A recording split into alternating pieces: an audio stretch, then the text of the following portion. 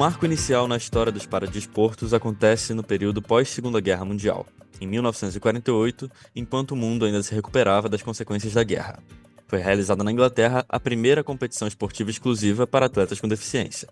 O evento foi realizado com a participação de veteranos de guerra e seu objetivo era promover a reabilitação física e psicológica desses ex-combatentes. Com a expansão do movimento desses esportes, a nível nacional e internacional, a proposta deixou de ter caráter exclusivamente reabilitacional e passou a abranger o alto rendimento e a competição profissional.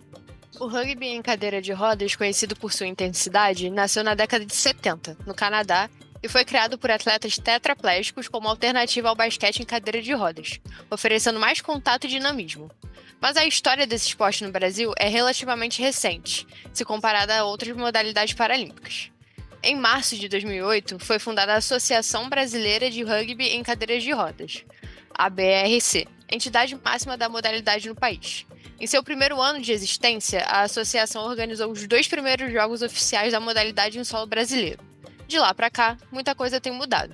Em setembro de 2025, o Campeonato Brasileiro de Rugby em Cadeira de Rodas chegou em sua 17ª edição e o crescimento do esporte não para por aí.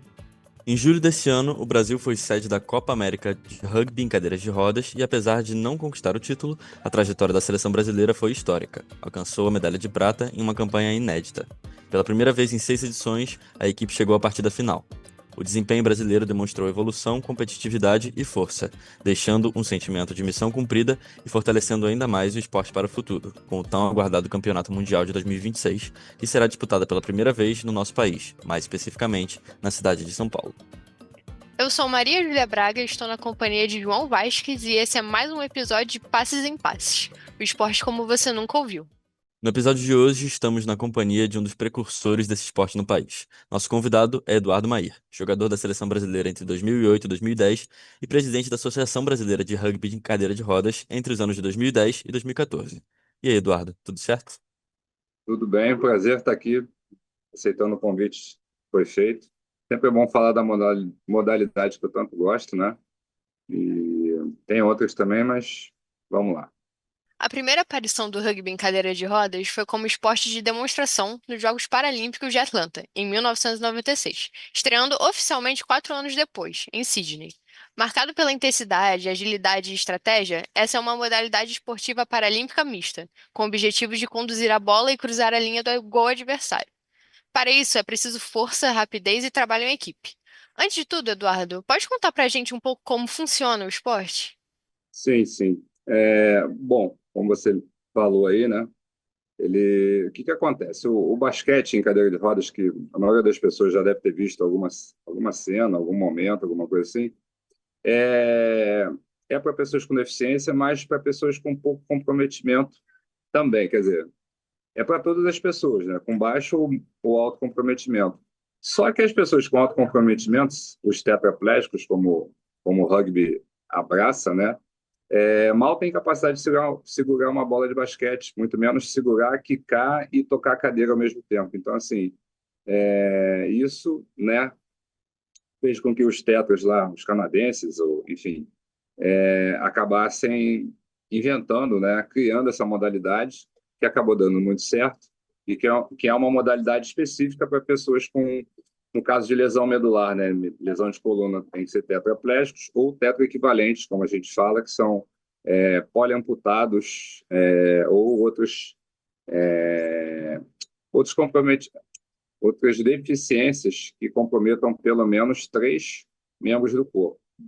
Então, assim, é um esporte justamente para pessoas mais comprometidas e não por isso com menos impacto, né? Como se a pessoa procurar sobre a modalidade, que tem um apelido de Murder Ball, que é bola assassina, e que aí eu não sei se eu posso falar mais à frente um pouco, mas esse Murder Ball é um documentário que foi feito pela MTV, né, de televisão, um documentário sobre a modalidade, e ela fala justamente, aborda vários aspectos, desde da deficiência, da vivência de cada atleta que tem esse comprometimento que envolve membros superiores também. Eu, por exemplo, eu não consigo fechar minha mão 100%. Por um tetraplégico, eu sou bem pouco comprometido.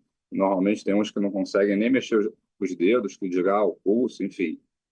mas é uma modalidade criada em cima do basquete. Não tem a cesta, tem como se fossem gols, a quadra é a mesma de basquete, a bola que a gente usa é a bola similar à de vôlei. Ao invés de 5 atletas, como no basquete, são 4 atletas para cada lado. É misto, como você falou, para incentivar, né, que as meninas joguem com a gente. Existe uma regra nacional também que para incentivar os mais velhinhos, né, acima de 45 anos também, tem um incentivo aí que eu vou explicar, que é na classificação funcional.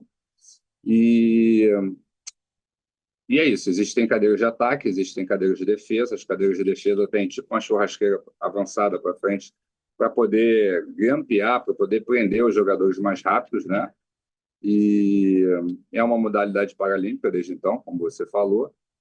E o Brasil vem correndo atrás para conseguir a vaga, né, para poder participar de outra Paralimpíada, além da de Rio 2016, que nós participamos como anfitriões, né?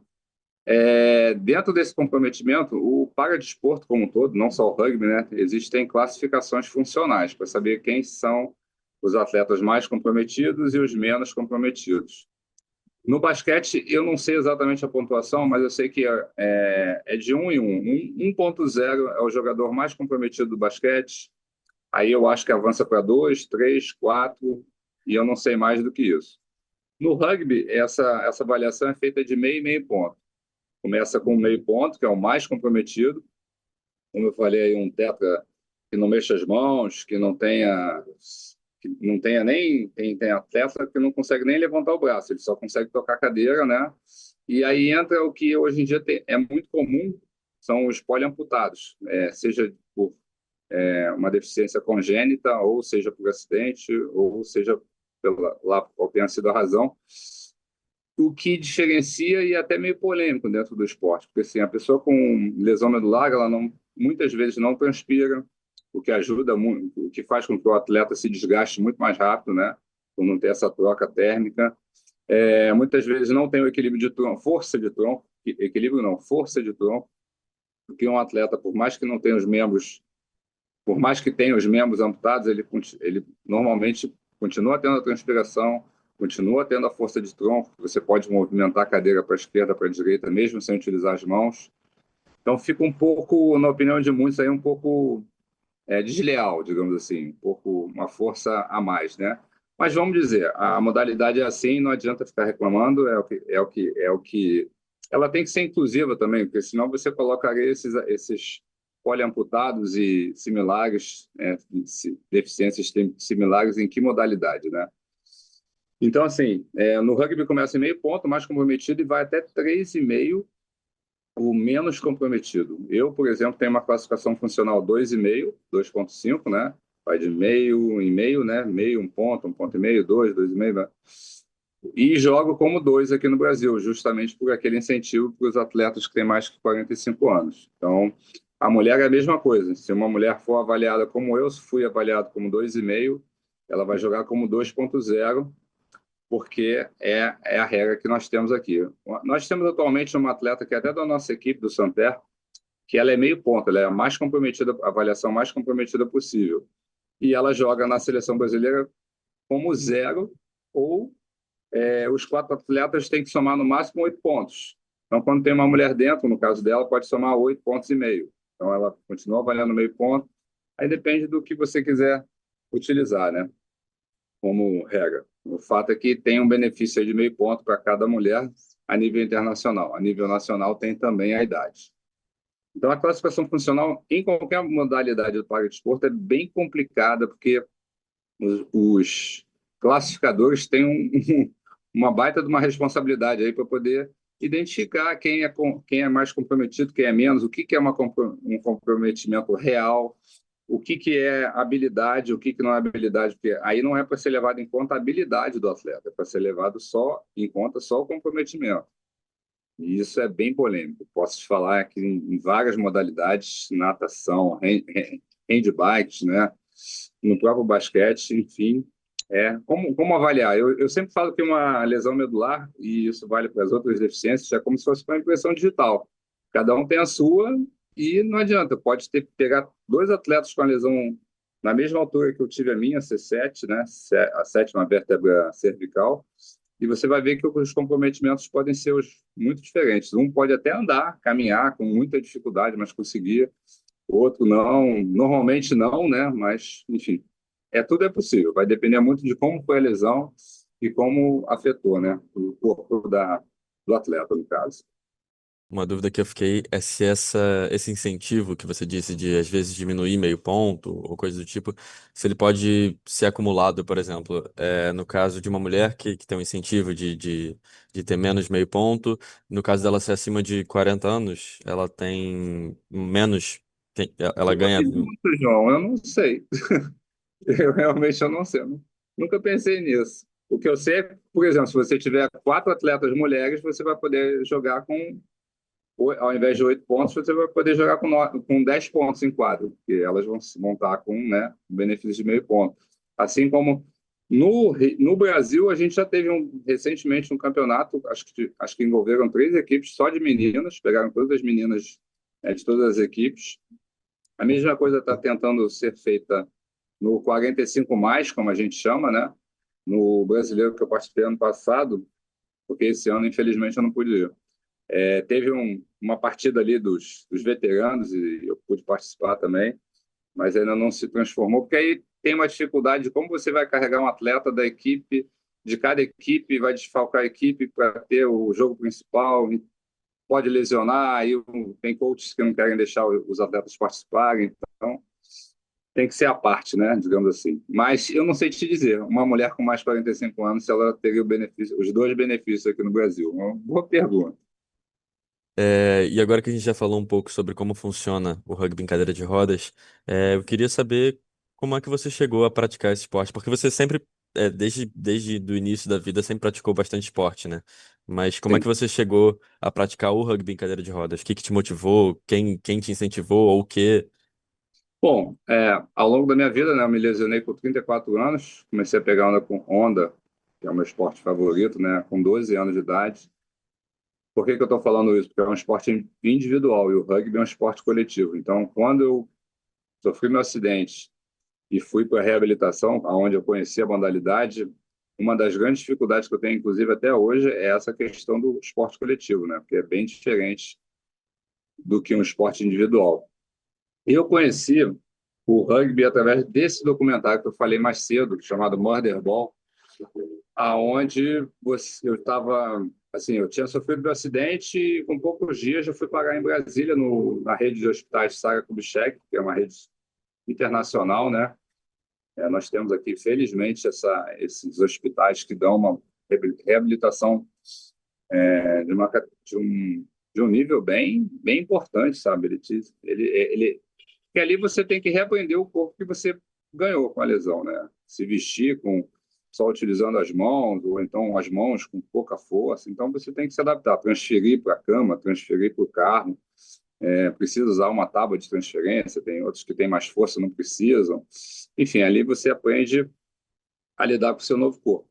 Então, eu fui por esse hospital em Brasília na época, não tinha aqui no Rio, que agora tem, com menos de 15 dias de lesionado, né? Então lá eu conheci várias modalidades, reaprendi meu corpo, né? Na época, fiquei lá por 5 meses, quase 6 meses, afastado aqui de casa. Na época eu morava no Rio, hoje eu estou em Niterói, né? E conheci através de uma dessas aulas que a gente tem lá, digamos assim, porque é literalmente como se fosse uma escola. Você recebe uma grade, tipo, de 8 às 10 vai fazer basquete, de 10 a meio-dia vai natação. Aí tem a parte de psicologia também, a parte de terapia ocupacional, enfim, tem muita coisa. Enfermaria, como aprender a lidar com os problemas, né, que podem acontecer ao longo da sua vida de lesionado. E lá eu conheci o Murder Ball. Cara, eu fiquei apaixonado. Você imagina, você recém-lesionado, com tudo quebrado, na verdade, né? Porque as pernas não funcionam, no meu caso, dificuldade de equilíbrio de tronco por não ter musculatura abdominal, e como é que eu vou me equilibrar, como vai ser isso? Aí você descobre um esporte que você senta numa cadeira que parece um Mad Max, cheia de para-choque, toda protegida, e começa a bater em todo mundo se quiser, pode derrubar o outro da cadeira, é válido dentro da regra, desde que você não pegue do eixo da roda para trás, que é considerado um spin, aí sim é uma falta, né? Mas se você bater de frente com outro atleta e o outro atleta cair em cima de você, a falta é dele. Nenhum atleta pode encostar no outro atleta. Quem encostar, comete a falta, sabe? Então, mesmo que você coloque atletas mais fortes e com mais fracos, se isso acontecer, o mais fraco não pode encostar no mais forte. Então, assim, no início, eu sempre falei assim, sempre falava, né? Hoje eu não falo mais não, quando eu vou contar a história. Eu perdi a bola, mas não perdi a porrada com a cadeira, porque você vai com tudo ali, ao contrário do basquete, né? O basquete, você, se fizer isso, é falta. Mas aí depois você começa a entrar no alto rendimento e aí você descobre que se você perder uma bola, você pode perder o jogo. O jogo é aquele jogo parelho de ponta a ponta, estratégico mesmo, né? Então aí a coisa, dependendo do que estiver valendo aquela partida, você não vai perder a bola, não vai perder o jogo, né? Aí você decide. Mas assim, aí conheci o rugby lá, isso foi em 2006, quando me lesionei. Voltei para o Rio, né? Depois quase 6 meses nessa reabilitação. E o rugby estava começando no Brasil, justamente aqui no Rio de Janeiro. Por quê? Eu me lesionei em fevereiro de 2006. 2006. 3 meses atrás, novembro, dezembro de 2005, não vou saber maiores detalhes, mas foi promovido um jogo, uma partida de rugby aqui no Rio de Janeiro, no Clube Naval, ali na Urca, entre atletas. Era um fomento, na verdade. Tinham atletas americanos, atletas de vários países, para apresentar o rugby aqui, né? Aí foram chamados vários atletas daqui do Rio para jogar. Aí houve o primeiro problema, porque chamaram paraplégicos, e o esporte, como já foi dito no início, é para tetraplégicos. O paraplégico, né, só tem comprometimento de 2 membros, o tetraplégico tem de 3 ou mais. Então, assim, por uma questão de não é hospitalidade, está me fugindo a palavra, mas por uma questão de não deixar de fazer o evento acontecer, os atletas brasileiros jogaram mesmo sendo paraplégicos, a maioria deles. Então aconteceu esse evento, e desse evento 2 atletas que participaram, um tetraplégico e outra paraplégica, decidiram montar as primeiras equipes de rugby aqui no país, né? Guerreiros da Inclusão, que se tornou a Santer, que é a equipe que eu jogo hoje, e a Rio Quad, que era uma outra equipe, essa sim fundada por um rapaz tetraplégico também. Essa equipe hoje em dia eu acho que ela não está mais desenvolvendo a modalidade. Mas aí eu comecei a praticar, era perto de casa, felizmente, começamos a jogar, praticar, treinar dentre os que tinham. 2 anos depois, de 2008, foi fundada a ABRC, como foi mencionado aí pela Maju, Associação Brasileira de Rugby em Cadeira de Rodas. Por quê? Nós conseguimos aí um apoio, não era nem federação, né? Não, confederação, era uma associação. Mas por ser uma modalidade paralímpica, a gente passou, na época eu ainda não estava envolvido, estou falando pelo meu conhecimento de hoje, passou a ter uma verba destinada para o fomento do esporte, na verdade, para o alto rendimento. Como era o início, acabava misturando fomento com desenvolvimento. Então, a presidência era do Luiz Cláudio, um cadeirante tetraplégico que já faleceu, que conduziu o rugby naquele início, né? Inclusive participou desses jogos na Inglaterra aí depois da guerra, em Stoke Mandeville. Ele sempre falava isso, né? E faz parte da história, né? Fez parte da história. Então foram compradas cadeiras, copiadas as cadeiras internacionais com um fabricante nacional. As cadeiras eram fraquíssimas, porque não tinha proteção de roda, então a gente foi participar de um evento em 2008 na Colômbia, com os Estados Unidos, Canadá e Colômbia. Nossas cadeiras foram destruídas lá, porque as cadeiras preparadas para isso têm resistência, as nossas não tinham nenhuma. As rodas, eu sempre brinco, pareciam batata Ruffles, porque elas batiam, já começavam a amassar todas, pneu furado para lá. Mas o que foi bom disso? As equipes que nos receberam como equipe nova, nós fomos acolhidos. Eles começaram a mostrar os materiais, emprestar cadeiras. Joga com a minha cadeira porque você está sem cadeira. Então, foi uma competição bem amigável, assim, foi bem legal. E em 2008 teve essa primeira seleção brasileira viajando, 2009 tivemos outros eventos, dentre eles o primeiro Pan-Americano das Américas, que foi em Buenos Aires. esse eu já participei como, quer dizer, 2008 eu participei como atleta na primeira seleção, 2009 no Pan-Americano também. 2010 eu participei de alguns jogos, mas logo depois eu assumi como presidente. Aí eu resolvi não continuar como atleta, que aí ia misturar um pouco as estações. Eu continuei, não, desculpa, não continuar como atleta da seleção. Eu continuei jogando pela minha equipe, mas para poder assumir de forma mais, com mais tempo, né? A burocracia, enfim, a parte da administração da BRC. Durante esse período de 2010 a 2014, né, a gente começou a participar em competições internacionais na Europa. O pessoal da Europa deu muito apoio, assim, Polônia, Alemanha, Inglaterra. E para a gente era tudo novidade, tanto de equipamento como de jogadas, jogadores, classificação funcional. A gente foi num campeonato de rugby que tinham dois atletas gêmeos que andavam e eles eram elegíveis para participar do jogo. A gente se perguntava como, né? Mas isso tudo faz parte do conhecimento. Então, assim, foi bem interessante esse período aí para poder dar aquele pontapé inicial. E foi isso. Aí depois, 2014, sim, a modalidade, por ser paralímpica, ela recebe uma verba do Comitê Paralímpico Brasileiro, que recebe uma verba da Loteria Federal, né? Ela é dividida a verba do Olímpico, assim como a do Paralímpico. O percentual não é igual, é bem diferente, mas, de qualquer maneira, existe uma verba e é essa verba que está fomentando, né, que está desenvolvendo cada vez mais a nossa modalidade atual. O presidente é o José Gino, um atleta que eu conheci lá no Sara, no mesmo lugar onde eu tive a minha reabilitação. Eu fui fazer uma clínica de fomento, né? Fui levar umas cadeiras para ver se a gente captava alguns atletas de Brasília para formar uma equipe. Porque a ideia era sempre, durante a minha presidência, assim como depois, você vai nos lugares, nas cidades, onde tem alguns possíveis atletas, alguns deficientes, e tenta formar uma equipe dali, para ver se dali, né? Hoje nós chegamos a 15 equipes nacionais, né? Ainda tem região norte, por incrível que pareça, tem muita equipe de basquete, mas de rugby praticamente nenhuma. Foi tentado em João Pessoa, mas eu não sei como. Eles estão começando, estão engateando, se é uma coisa recente. Assim como outros estados. Então, assim, região norte não tem nenhuma equipe, né?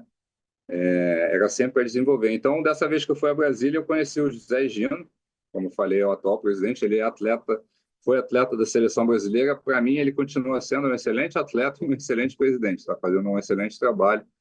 E é muito legal saber que eu fui lá e dei a primeira, como a gente diz, o primeiro mosquitinho que foi lá e deu uma beliscada assim: ó, meu amigo, conhece o rugby? Sabe como é que é a modalidade? Já ouviu falar? É assim, assado, não te interessa? Você tem perfil de que é elegível, né? Porque quando a pessoa não tem comprometimento suficiente, ela é considerada inelegível, né? Então, eu lembro, inclusive, posso falar isso, porque no início da minha presidência, o Fernando Fernandes, o ex-Big Brother, que apresenta televisão, né? Todo mundo, muitas pessoas o conhecem, ele chegou a me mandar um e-mail na época perguntando sobre a modalidade, o que seria possível, e aí eu não o conheci e perguntei como é que era o comprometimento dele, e de cara deu para ver que não, para ele não é elegível, ele é completamente inelegível para a modalidade. O comprometimento dele é da cintura para baixo, geralmente um tetraplégico pega do peito para baixo, você não tem nem equilíbrio de tronco, né? Ele se sustenta super bem ali, quase sem encosto da cadeira de rodas. Se você pegar os atletas de rugby, geralmente estão sentados bem fundos na cadeira, justamente para poder ter um equilíbrio e poder fazer as coisas. E assim foi, o esporte está em desenvolvimento, conseguimos melhorar bastante, né? Aí estamos em busca do Mundial. A ideia é que existe uma possibilidade de vaga para a próxima Paralimpíada, né, que vai ser em Los Angeles, né, nos Estados Unidos, mas ainda falta um tempo, né? Ainda está bem afastado. Se não estiver fazendo as contas erradas, é 2028, né? E aí existem os zonaus, como você falou, né? Agora, recentemente, foi muito importante, porque pela primeira vez a gente conseguiu bater o Canadá. O Canadá, na minha época, pelo menos, era Estados Unidos, Canadá, disputa por qualquer campeonato como finalistas, né? E, assim, como tem os zonals, que são as competições das zonas, no caso, as Américas do Norte, do Central e e do Sul, sempre era assim, Estados Unidos e Canadá, Estados Unidos e Canadá, as principais equipes, e as demais num nível, 2 níveis abaixo, sabe? E aí hoje você dizer que o Brasil bateu o Canadá, né? Já foram 3 jogos que a gente ganhou deles, mas o último já foi um pouco diferente, eles já estão se reestruturando e são uma força antiga, né, no esporte. Então é isso, a ideia é conseguir vaga para as próximas Paralimpíadas para poder participar, não como anfitrião, né, como aconteceu aqui em na Rio 2016. Muito bom, uma experiência e tanto, mas melhor conquistar a classificação para poder jogar de forma legítima, né? A realização do Campeonato Mundial de Rugby em cadeira de rodas no Brasil representa um marco histórico para os esportes paralímpicos nacionais. Uma conquista significativa para os atletas da modalidade, além de um importante avanço institucional para a Associação de Rugby.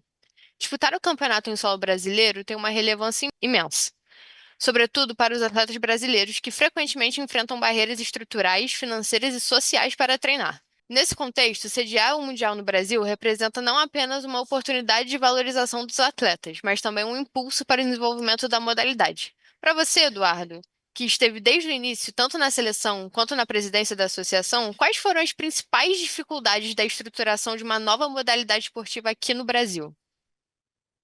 Olha, no caso do rugby, a primeira delas é financeiro, porque cada cadeira dessas de rugby, se for comprar uma importada, ela parte dos 4, 5 mil dólares. Se você for pensar em valores reais, né, você bota aí 25 mil reais uma nova, é claro. Uma cadeira usada, mas geralmente uma cadeira usada, ela está em outro país. E aí você tem que, né, trazer de lá ou, de repente, ir para uma nacional e competir lá e lá trocar. E assim, a cadeira deve ter sido, deve não, foi feita sob medida para quem a comprou. Tem que caber, tem que servir no seu perfil, né? Eu estou falando isso antigamente. Hoje em dia, essa é uma opção, assim como comprar uma cadeira nacional, que existe um fabricante, né? Até de Goiânia, tem muitos atletas, inclusive da seleção, que já utilizam essa cadeira. E aí vai depender da sua opção, né? Se está tudo bem ter uma cadeira nacional ou se você quer ter uma importada, aí você é opção e possibilidade, né? Poder aquisitivo. Existe a Bolsa Atleta, né? A Bolsa Atleta é um bom incentivo, apesar do valor, né, tá muito defasado. Ela praticamente é o mesmo valor que eu recebi na minha primeira bolsa em 2008, está em 2025, né? O valor aumentou assim muito pouco. É um ano de bolsa, geralmente, são 12 meses, né? Justamente para você poder utilizar com transporte, equipamento, até mesmo alimentação, se for possível, né? Mas esse é uma barreira bem importante. A outra, eu diria assim, é o humano, porque é muito difícil você encontrar uma equipe de basquete, como eu já falei, é mais popularizado, mas a gente tem aqui o nosso time que treina, hoje vai ter treino, por exemplo, ali em frente à Central do Brasil. Tem atletas que saem de Rio Bonito, levam 1 hora e meia, 1 hora e meia sem trânsito, né? Outros vêm de Cachoeira de Macacu. Então, assim, atletas, sei lá, vêm de outros municípios para poder jogar. Se tiver um atleta interessado que mora em Teresópolis, ele vai ter que vir de Teresópolis para cá treinar. Não é qualquer cidade tem né, uma quadra onde o pessoal bate uma bolinha e pronto. Aí você tem que ter o local, que é a quadra, atletas, né, obviamente, para você poder jogar, são pelo menos 4 para poder bater uma bola. Você pode fazer um treino de condicionamento, mas geralmente pessoas comprometidas como o esporte exige, você precisa de um número mínimo de staffs, pessoas que te ajudem. Se for muito comprometido, você fatalmente vai ter que ser carregado da sua cadeira de passeio para a sua cadeira de jogo. Durante o jogo a gente aquece, então tem que ter uma ajuda, uma estrutura ali. As pessoas que acabam se tornando os staffs, por experiência própria, são os parentes, que acabam, né, mãe, às vezes marido, ou esposa, ou filhos. A gente tem o Antônio Carlos, que o filho dele é mecânico da seleção brasileira, e ele está sempre no nosso treino. Então acaba sendo uma coisa bem familiar. E conseguir profissionais, porque não adianta ser só familiar, a gente tem que ser profissional, então tem que ter um preparador físico que faça a coisa certa, que prepare um treino que a gente consiga evoluir fisicamente, porque senão vai virar pelada, e a gente não quer uma pelada, a gente quer um esporte, né, com a intenção de conquistar títulos. A nossa equipe, por exemplo, ela tem sido campeã frequentemente. Esse último ano, a gente fomos vice-campeões, porque existe uma, não só por isso, tá? Mas existe uma brecha e é de propósito, nas regras da modalidade em que permite atletas de outros internacionais. Então, por exemplo, a equipe de São Paulo contratou, eu não sei maiores detalhes, tá? Mas um atleta que é um dos melhores atletas do mundo. Esse atleta sozinho em quadra faz a diferença. E olha que a nossa equipe tem bons atletas, geralmente esses congênitos que eu falei, que tem tronco, que tem sudorese, né, transpiram, o que facilita bastante se comparado a um atleta que não tem isso. Então, a gente normalmente tem sido campeões. Esse ano nós fomos vistos por conta dessa mudança, mas a modalidade é isso, são surpresas que a gente tem que encarar e correr atrás, treinar mais por conta disso. Então, isso é o equipamento, né, a parte financeira, e o, o local, assim como os staffs, né, a parte humana, é muito importante.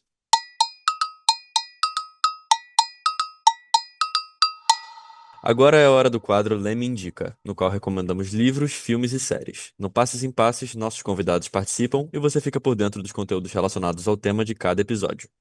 Então, Eduardo, qual a sua indicação para os nossos ouvintes hoje? Seria o documentário Murderball, como eu falei, né, Bola Assassina. É bem complicado, até mesmo na internet tem sido um pouco difícil de conseguir. E eu diria que, assim, se você tem mais interesse em conhecer a modalidade, joga no YouTube lá Murderball ou então Quad Rugby, né? Paralimpíadas, alguma coisa assim. Tem alguns vídeos que são basicamente a edição dos, dos contatos, né, que acontecem, as quedas, que o pessoal se empolga, que é a parte mais emocionante.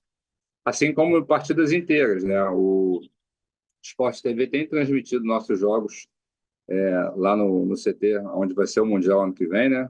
Já há alguns anos. Então, assim, a própria BRC tem transmitido os jogos ao vivo, né? Isso tem sido, porque assim, nem todo mundo pode sair no Brasil do tamanho que é, né? Imagina, despencar para São Paulo para assistir o campeonato. Então, assim, você pode ver uma partida inteira, assim como você pode ver os melhores momentos. Se tiver mais interesse, é bem legal. E se você conhecer, assim, aí foge um pouco ao pedido, mas uma pessoa com deficiência, que tenha, de repente, os quatro membros comprometidos, fala do rugby, ou então, se não for rugby, que ela vá para outra modalidade, porque uma pessoa com deficiência praticar esporte é uma coisa de suma importância, sabe?